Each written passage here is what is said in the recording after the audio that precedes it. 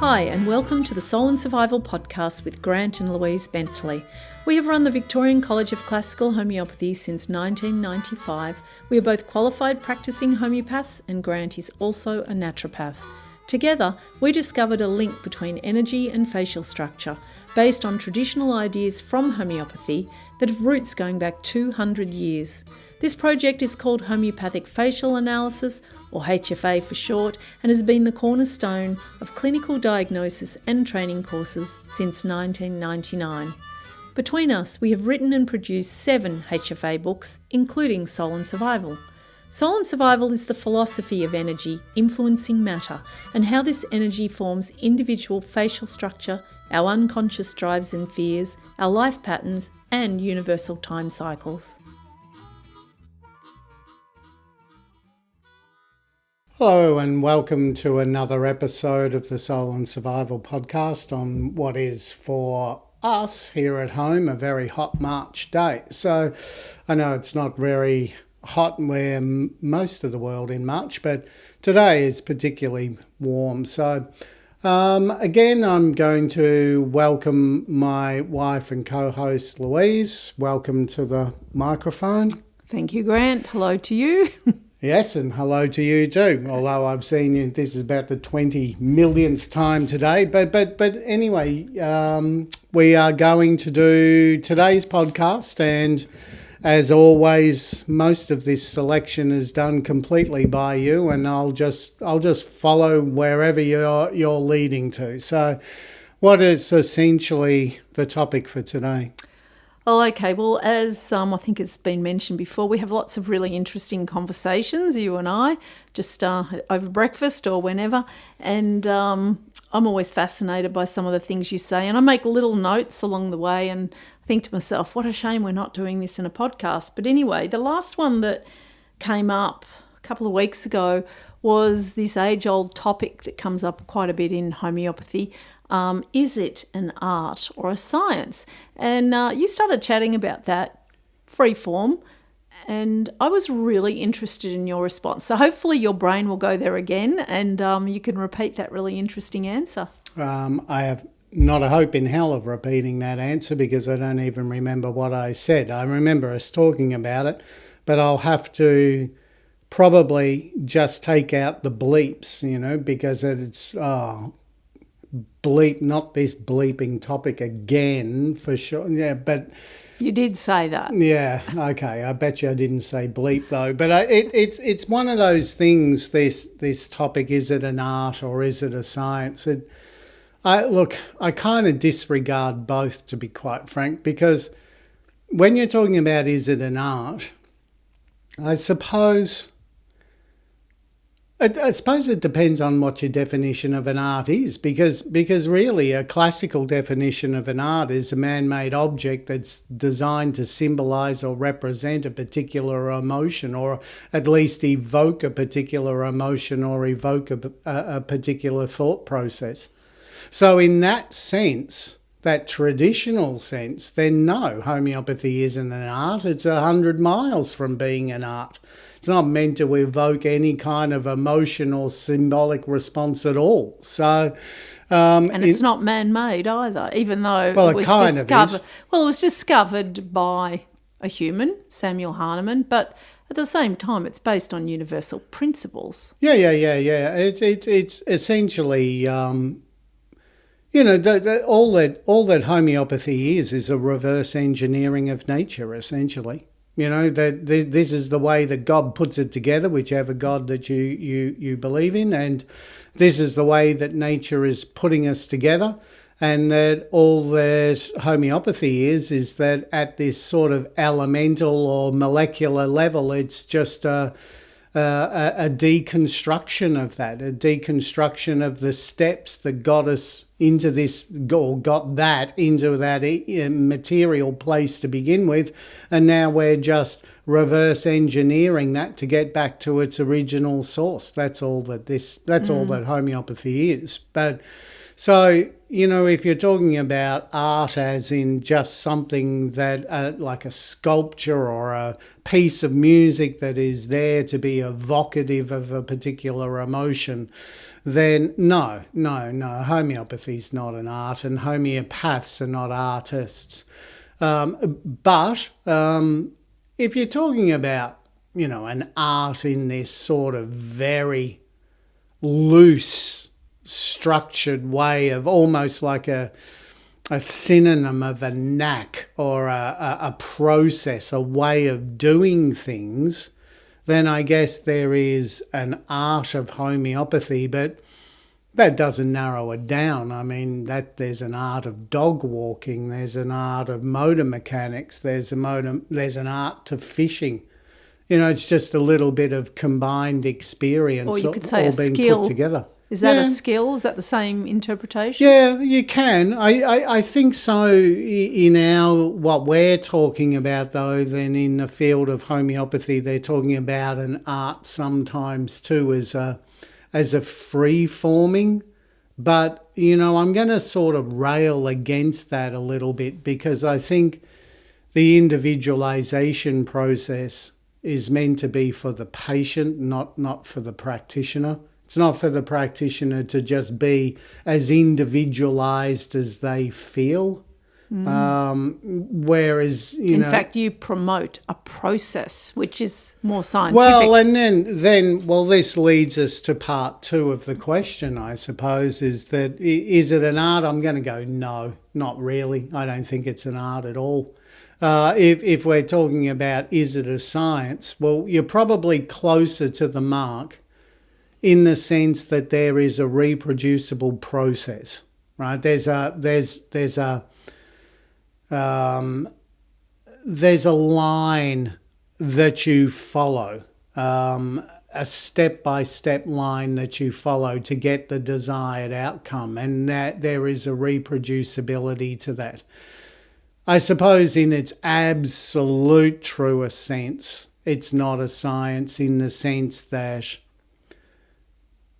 homeopathy begins with the concept of a vital force. Put it this way, it begins with the acceptance of the concept of a vital force, and that's where from step one you're already not scientific.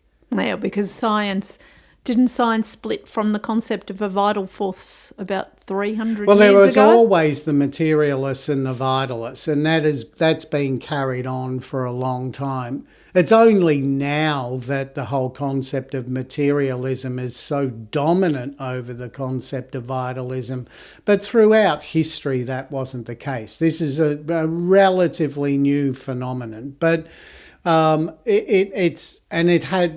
materialism has limits. There's no doubt about it. It has its strengths, as we sit here on a hot day with the air conditioning on. It definitely has its strengths, but it has its limits too when it comes to appreciating how things outside of the material realm work. And there's so many things outside the material that it's just not funny. So what we try and do is that we just contain everything to the one window, and we just continuously look out that one window and we keep seeing the same view. Now, providing that we keep looking out that window, all questions will be answered.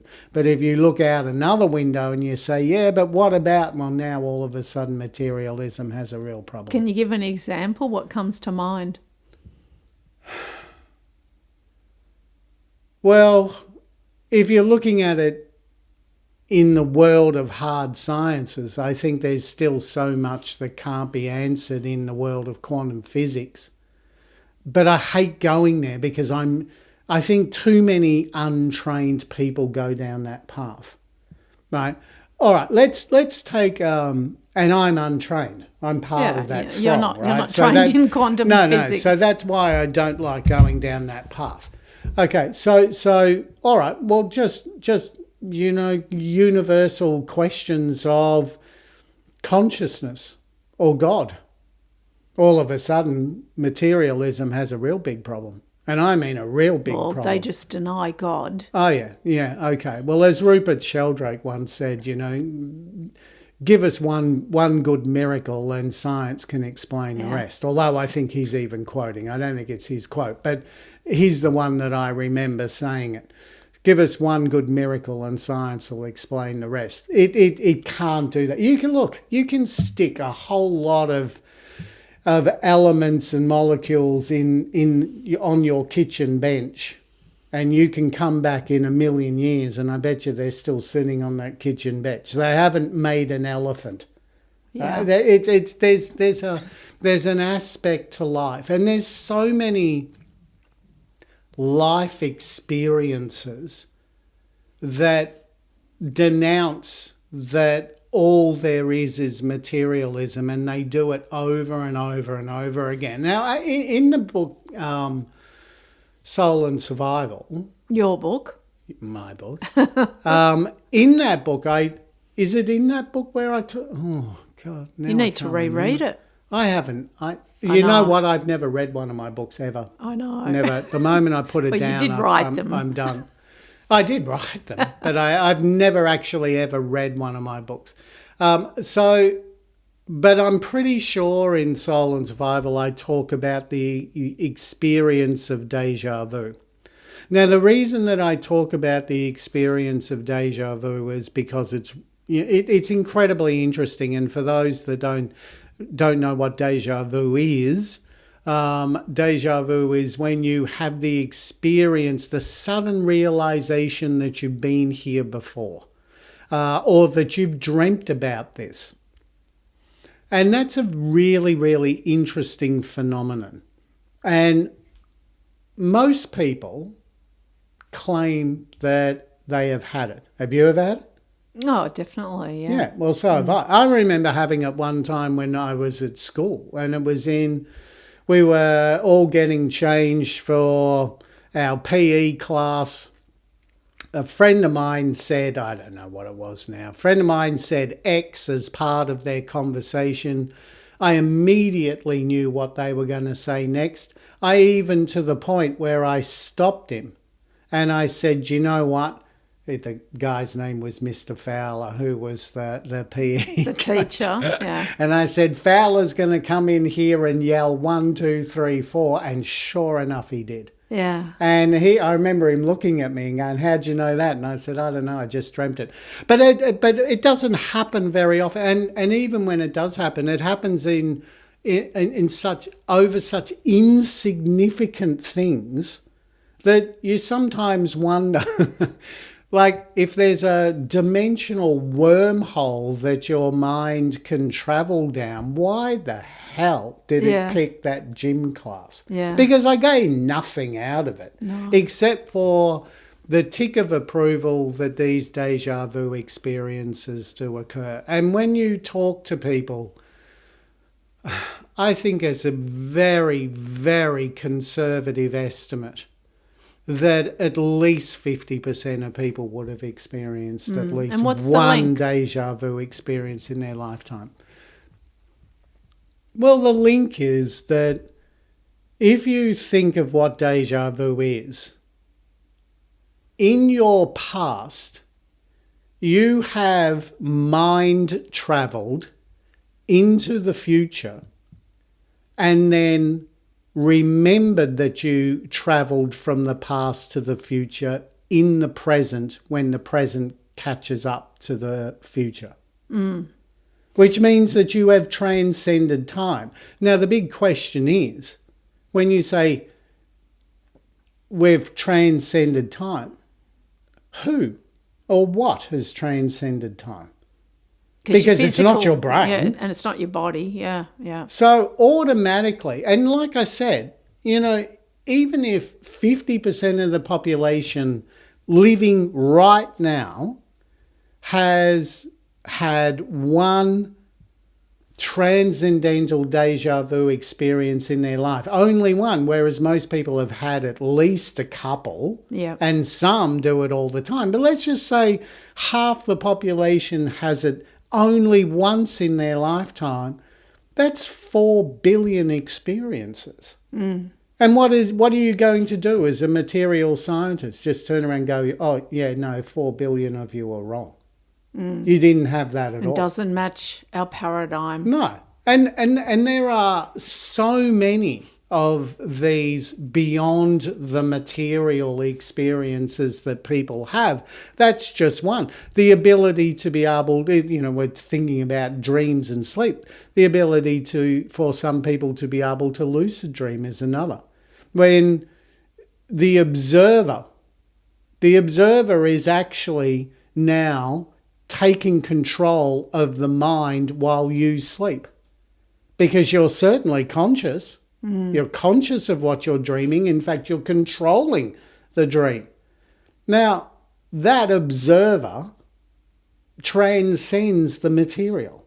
It's look, you can get even trippier than this, though, can't you? You start getting into things like near-death experiences, out-of-body experiences, whether it's by certain hallucinogenics, meditation, accidents, or just deliberate focus. Surgery. I mean, there's many reports. There's tons. What are you going to do? Read a book like people like Eben Alexander or Anita Moorjani, and what it's just too easy to turn around and go, oh, they're just crapping on. Too many. That's ridiculous. I mean, I heard one person say about Eben Alexander, and I forget the name of his book, but it's I think a second or third generation neurosurgeon who got this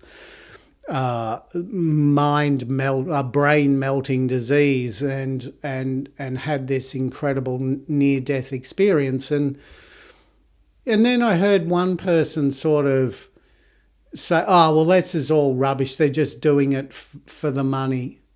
And I just immediately, you think a neurosurgeon is risking all their reputation for the money? It's unlikely. You're kidding me, aren't you? No. You're just kidding me. In fact, it was an incredible irony that experience happened to this brain surgeon, because obviously he had to question everything after that experience. I think that's life.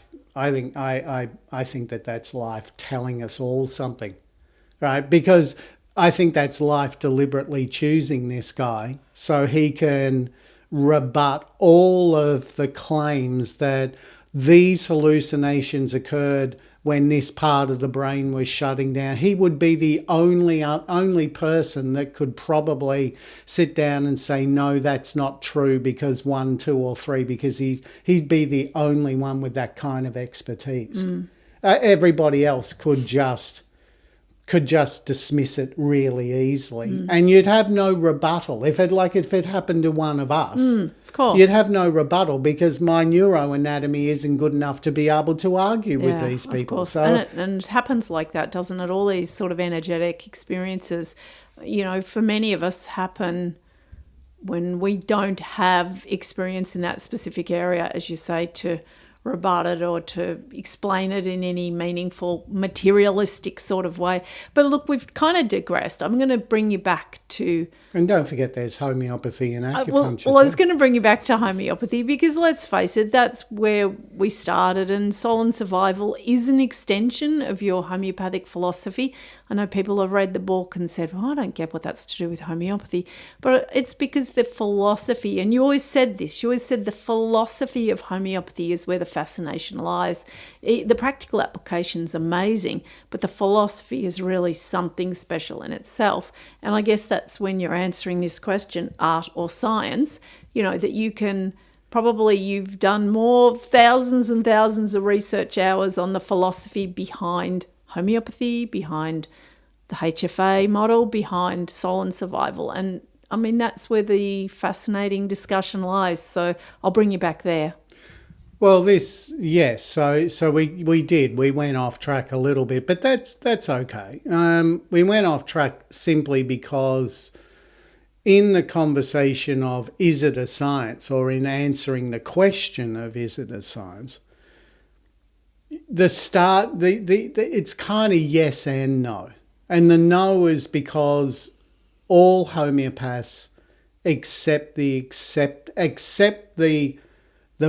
foundation of the vital force. And in doing so, you are not being scientific, because science is about not accepting anything. Right. So the acceptance of a vital force, which is something that you can't weigh You can't or measure it. in any way. Like it's absolutely unquantifiable. And so because it's unquantifiable, then we're kind of taking as an act of faith that the vital force actually exists. So taking it as that act of faith is problem number one for it being a science. It's a big problem. I mean, even just your standard day to day as a homeopath, you've got to have the faith that what's in the bottle is what it says on the label, because you can't tell. Nobody can tell you if it is or it isn't. No. You can't. It's even hard to explain to the patient, that 10 drops at the same time is the same as 1 drop. All these energy principles are so different to material principles that you have to get to a certain point to even practice with a level of confidence. Yeah, that's exactly right. That's exactly right. And the other thing is, when you're dealing with human beings, there are such subtleties within a human being that you can follow the same process but not end up with the same outcome. And the reason for that is because when I do a case, for example, and this is where it is a science in the sense that you follow a step-by-step routine in order to get this particular outcome. So the routine of HFA is absolutely scientific, no doubt about that. The starting foundation is a little dubious. The process is definitely, yes, we belong to the realm of science there.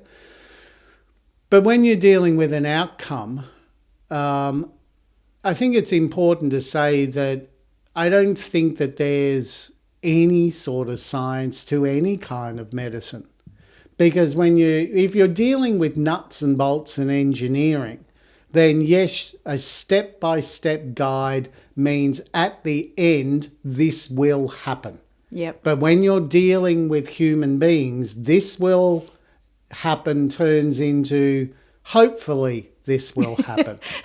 and the word hopefully and science do not go together. No. So it's kind of But that's not comical. us. No, right? no, That's everybody. I understand. That is, we even in conventional medicine, we do these tests, we do these blood draws, we check your O2 levels. You seem to have a bacterial infection of the lungs. We give you this antibiotic, and hopefully this should be the outcome. But that isn't always the case. No. We know that. No, and that's so just the problem with human beings. It's the same as I will do the HFA process, making this up as I go along, do the facial analysis, realise the person is green or tubercular.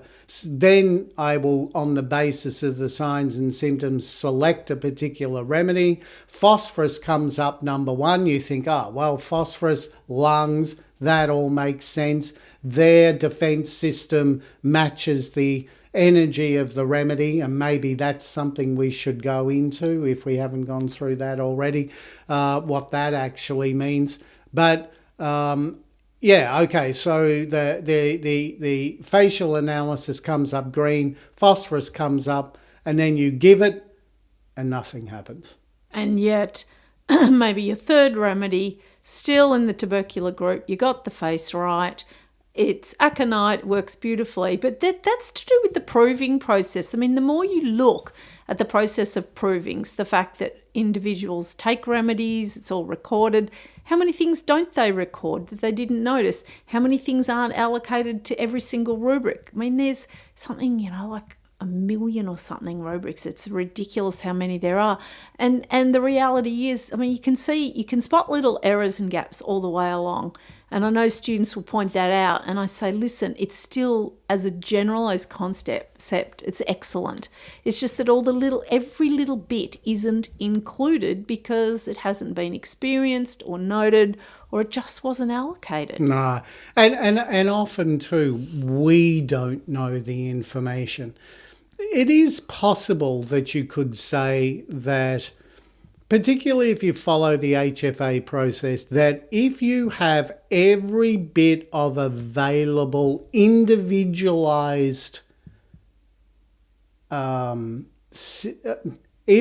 individualized piece of information, meaning really individualized signs and symptoms, that you may be more, you'll definitely be more definitive.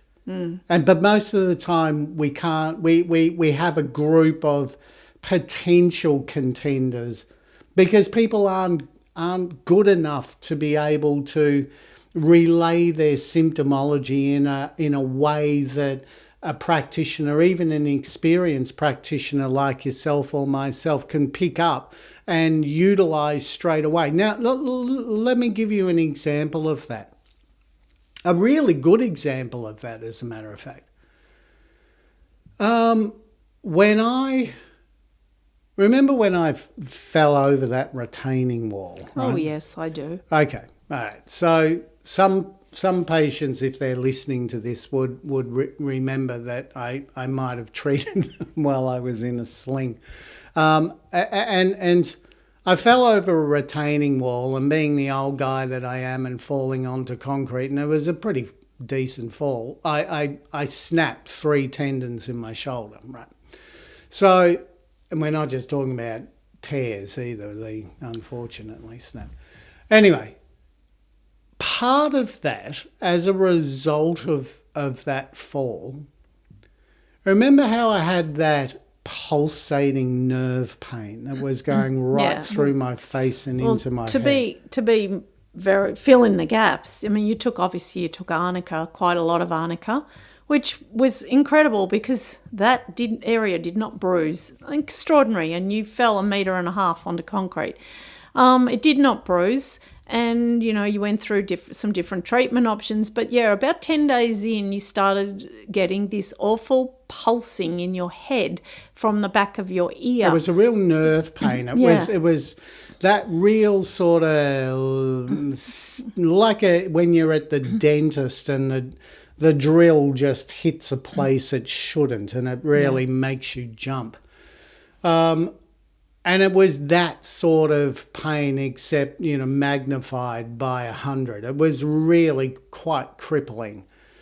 And I did a couple of things for it, your typical sort of hypericums. I'd done the arnica, and like that chiropractor said when we went there only a week later or wherever, and just said, well, where's all the bruising? Because it just was non-existent. So it was good in that sense. So I'm not saying the arnica didn't do anything, but, you take all the sort of standard, the hypericums, the staphysagrias, all these sort of nerve pain things, absolutely nothing. So what I did is that I sat down and I really took notice of it. Rather than be on the receiving end of the experience of it, I tried my best in order to repertorize this, to be on the observer's side rather than the receiver's side. And one of the things that I noticed was that it was coming every 30 seconds, exactly 30 seconds. And the first hit was, I think, 2 pulses, and then the next one was 3.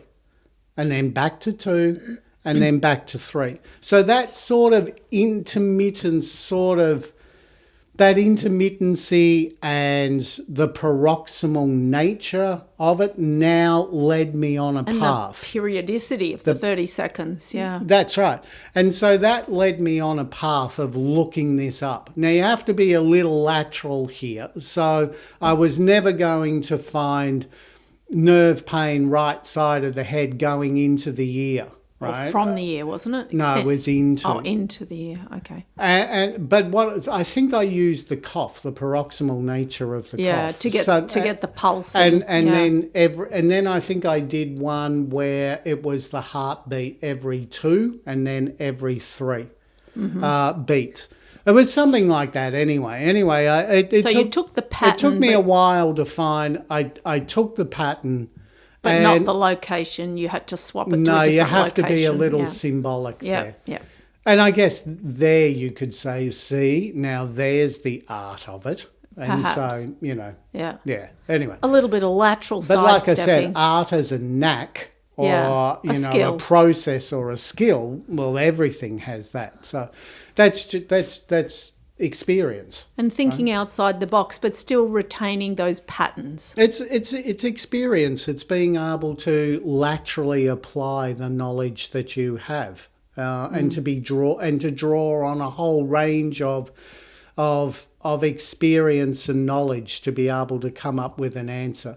The only time I don't like gut feel is when, one, the person has no knowledge of the subject, or B, they have no skin in the game, or they've been in it for 5 minutes and they say, oh, no, my gut just tells me it's this remedy. Well, you weren't doing it by gut. You stuck me. to the patterns, to the observation. It's just that you knew when you look, they're not in the rubrics, but they are in other rubrics that represent the pattern, even though they're not the location or the organ. Yeah. So anyway, the bottom line is that I did end up with a remedy that had the periodicity of the 2 beats and the 3 beats and the intermittent nature, and then the exact periodicity as well, because I timed it. It was every 30 seconds. You'd get to 29, I'd look and bang, off it'd go. Yeah. And so when I put all of these in, I ended up coming up with China, which luckily also fits my miasmatic colour group. So I took China, and what was essentially at that stage 2 to 2.5 weeks of 24 hours a day, wake you up agony, went in probably, 30 seconds? I don't know. It was so quick. It was a 30 seconds miracle. to a minute. It was a miracle. It came back probably about an hour or so later, once or twice. I just hit it again. And when I mean hit it again, I'm talking about doses of China 1M every 5 seconds. Yeah, stir and sip, stir and sip, yeah. stir and sip. And that may even be a topic for another day. But I'm going to put in a disclaimer there, because it's really important for people listening to know that that level of frequency and potency combined matches the intensity, the pain, but you really needed to know that you had a pattern match, a real generalized pattern match. And I think the point you were making when you led into this story, that this specific information rarely comes from patients because they're not as self-aware. They're not trained to see their illness in pattern forms. They're trained to see it as a diagnosis, as a blood test. They're always, I'll tell you these tests, you want to know this, you want to know that. And you say, yes, I do want to know it because I want to see it improve, but I'm not using that information to choose the remedy. I want the patterns.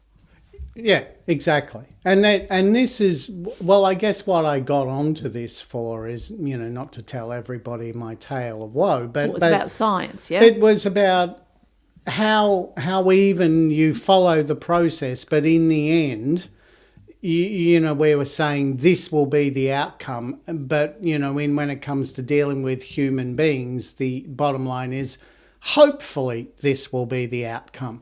And now you can see why the hopefully's there, because how many patients of ours are going to come with these sort of symptoms of which we would then prescribe on? I mean, hardly any. And this is the problem, is if you can't, the human being is so complex in their reactions to stress, what kind of stressor they're even going to react to, that it's often the information that you need is just not applicable to getting this fantastic outcome, right? Because it's just too broad mostly. But you can still, you've got a really good health performer, which has got a lot of general topics on it with questions. And fortunately, your body gives information not just in that acute phase, but in other general day-to-day phases. It could be the way your thirst is, or your hunger,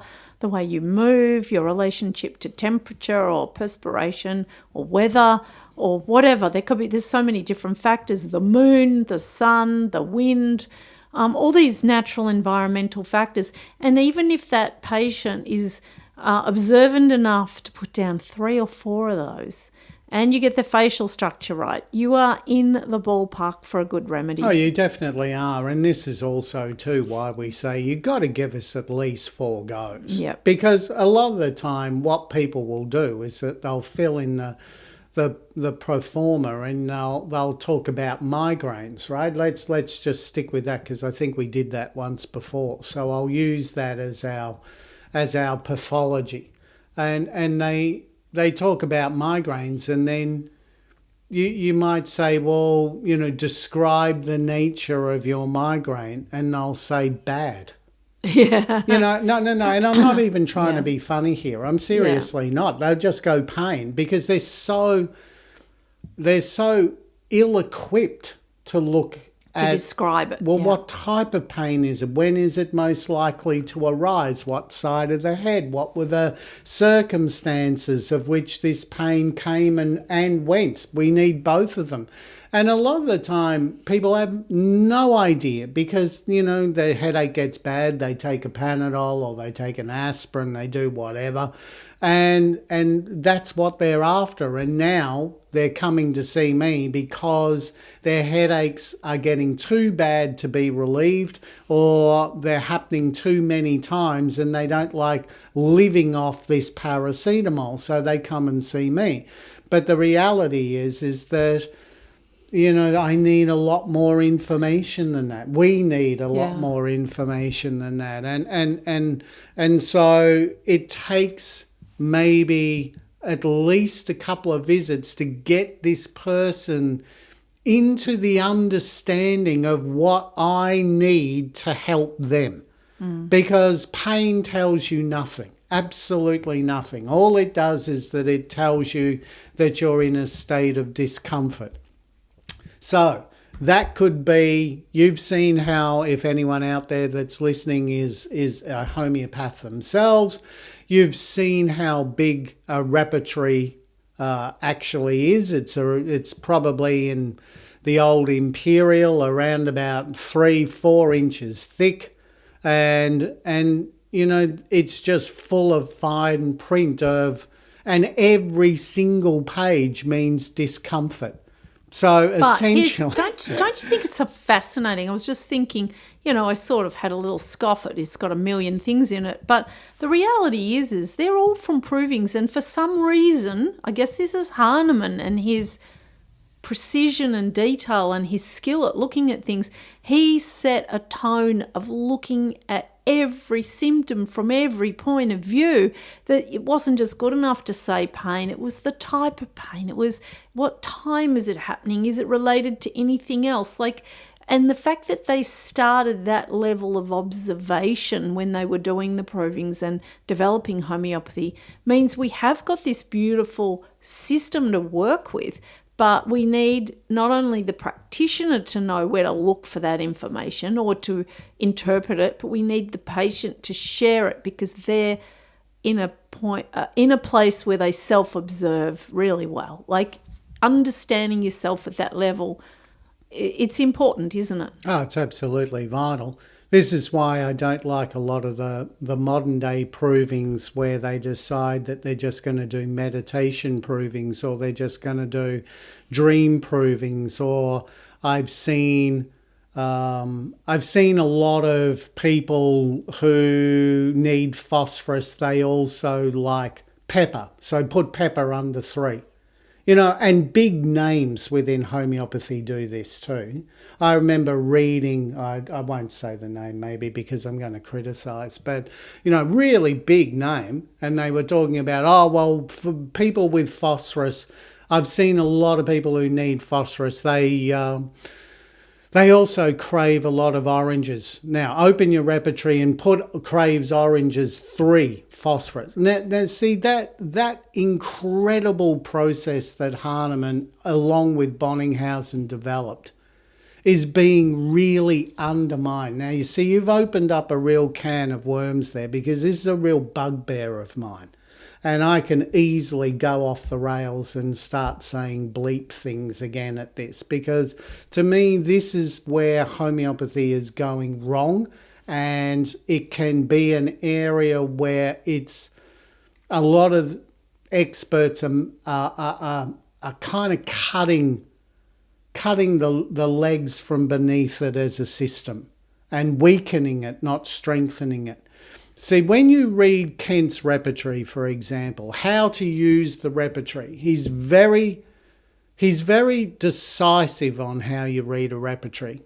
Now, we're just going to do 1, 2, and 3 here. Now, Bonninghausen, when you open up his repertory goes from 1 to 5, meaning that, we'll go back. His rating system. Meaning that it's a rating, okay? So in Bonninghausen's case, 5 means that it's the strongest remedy. That symptom was represented really strongly in that remedy. Or in Kent's system, 3 meant that it was really strongly indicated. In fact, Kent's repertory is that a 3 is proven, reproven, and clinically verified. Whereas a 2 is proven and clinically verified, and a 1 is clinically verified, meaning a clinician has seen it and they've seen that symptom go. So let's just say you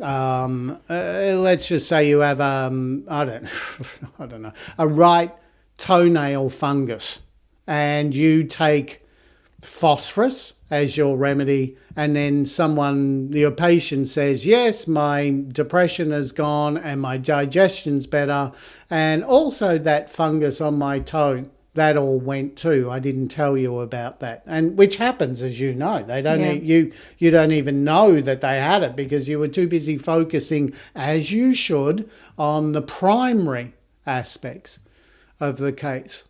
And so that clinician then would write in and let everybody know. We don't even really have a process to do that now, but they would write in and let other homeopaths know through journals or whatever that this was a clinically verified or a clinically cured symptom under phosphorus. So that would go in as a 1. And we do have a process for that now. We still do, I think. Yeah, through to the repertory companies. They collect that data, but it's not, I don't think it's streamlined, but it's there. But my point is, when you see even a really big name say things like, okay, I've seen a lot of people who need phosphorus crave oranges, put it in. Now, if he said, pencil it in under a 1, maybe that's acceptable. I don't have a problem with that. My problem with this statement is underline it and put it in as a 3. Because if you're going to crave oranges in a proving, it means you didn't crave them before you did the proving, meaning it created that symptom. That's exactly right. And so just the fact that you've always craved oranges and you happen to phosphorus has been good, and maybe you've seen a few patients with the same thing, but that's still not very sciencey when it comes to how a proving is conducted. No, it isn't. So in some ways that sort of accepting the prestige. It's sort of like a reverse ad hominem argument, when you start to go for the man rather than, or you go for the person rather than what they are saying. It's sort of a reverse of that. You're just accepting that whatever information's been given because of the status of the individual saying it. And now that is not science. No. That's not science. We did that in COVID, and that was a dismal failure. It's not even art. So anyway, I'm going to stop. So we've digressed into provings, which is really interesting. I did have some notes here extending upon art or science, but look, maybe next time. What do you reckon? It is hot. It's very hot. I've got to shut this down. I'm sweating like a pig. But that was really interesting nonetheless. Thank you. It was, but look, is it an art or science? Definitely not an art. It is a science. But with some disclaimers. Yeah. There's some asterisks next to the word science. Conventional medicine would not approve. We'll put it that way. But then they never do. So I think we accept that and move on without them. A lot of conventional medicine's not science either, but that's a topic for another day. I don't think we'll go there. No. Okay. All right. No worries. All right. Well, thank you for the question, and to everybody that was listening, we hope that you enjoyed it, and we'll catch up with you next time. Okay, bye-bye. Thanks, Grant. Bye. Thanks for listening to Soul and Survival. If you are interested in more information, books, courses, consultations, learning more about facial analysis or life themes, please visit our college site, Victorian College of Classical Homeopathy, vcch.org.